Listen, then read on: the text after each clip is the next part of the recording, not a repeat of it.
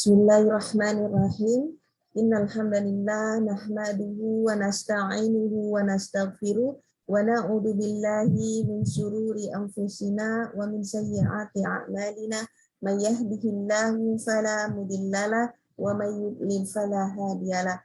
Asyhadu an la ilaha illallah wahdahu la syarikalah wa asyhadu anna Muhammadan abduhu wa rasuluhu amma ba'd. Alhamdulillah, pada hari ini saya ingin menyampaikan materi yang terkait dengan UTS Pendidikan Agama Islam.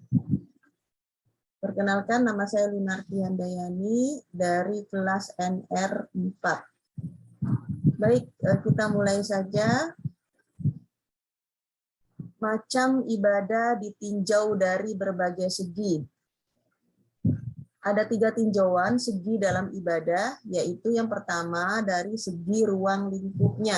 Dilihat dari segi ruang lingkupnya dapat dibagi menjadi 2 macam, yaitu yang pertama ibadah khassah. Ibadah khassah yaitu ibadah yang ketentuan dan cara pelaksanaannya telah ditetapkan oleh nas, seperti sholat, zakat, puasa, haji, dan lain sebagainya. Kemudian yang kedua adalah ibadah ammah. Ibadah ammah yaitu semua pernyataan dan perbuatan yang baik dilakukan dengan niat yang baik, semata-mata karena Allah, seperti makan, minum, bekerja, berbuat kebaikan kepada orang lain, dan lain sebagainya.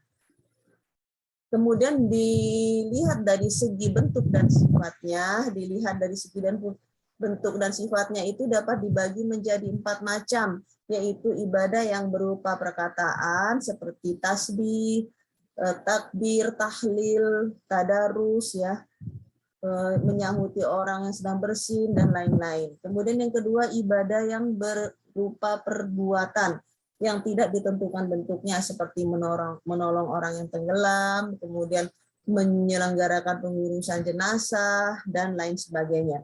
Kemudian yang ketiga, ibadah yang dalam pelaksanaannya berupa menahan diri, seperti puasa, iktikaf, ya, terus wukuf di Arafah, dan lain-lain. Kemudian ibadah yang keempat yaitu ibadah yang bersifat menggugurkan hak, seperti membebaskan orang yang berhutang dari hutangnya, kemudian memaafkan kesalahan orang lain yang bersalah. Kemudian dari yang nomor 3, segi waktu dan keadaannya. Dilihat dari segi waktu dan keadaannya, Hasbi As-Siddiqi membagi kepada 36 macam. Dalam makalah ini hanya ditulis sebagian saja, yakni 10 macam. Di antaranya adalah mu'ada, ibadah yang dikerjakan dalam waktu yang telah ditetapkan oleh syara, seperti contohnya sholat 5 waktu, dan lain-lain. Kemudian mu'ad, yaitu suatu ibadah yang dikerjakan dengan diulangi sekali lagi dalam waktunya untuk menambah kesempurnaan. Contoh, melaksanakan sholat secara berjamaah dalam waktunya setelah melaksanakan secara munfarid atau sendirian pada waktu yang sama. Kemudian yang ketiga, ma'di, yaitu ibadah yang dikerjakan setelah melampaui batas waktu yang telah ditetapkan oleh syara. Kemudian yang keempat, muwaqqat, yaitu suatu ibadah yang dikaitkan dengan syara dengan waktu tertentu dan terbatas, seperti sholat 5 waktu, bahkan termasuk puasa di bulan Ramadan. Terus yang kelima adalah mutlaq, yaitu ibadah yang sama sekali tidak dikaitkan waktunya dengan syara, yaitu seperti membayar kafarat, ya, sebagai hukuman bagi yang melanggar sumpah.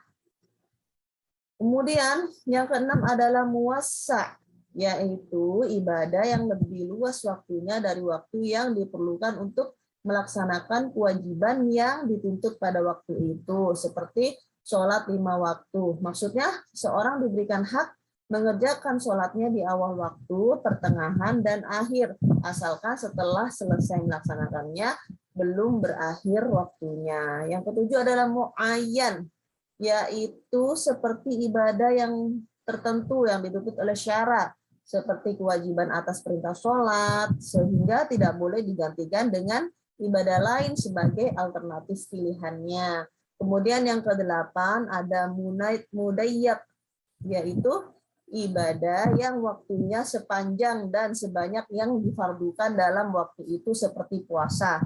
Dalam puasa Ramadan hanya dikhususkan untuk puasa wajib dan tidak dibolehkan mengerjakan puasa yang lain pada waktu itu.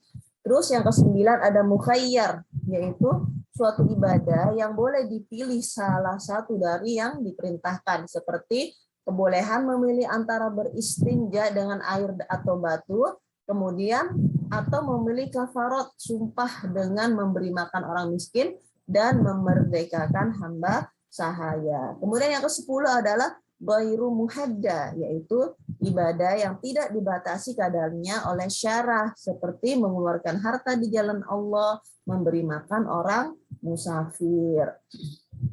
Jadi seperti itu yang dapat kami sampaikan. Terima kasih. Assalamualaikum warahmatullahi wabarakatuh.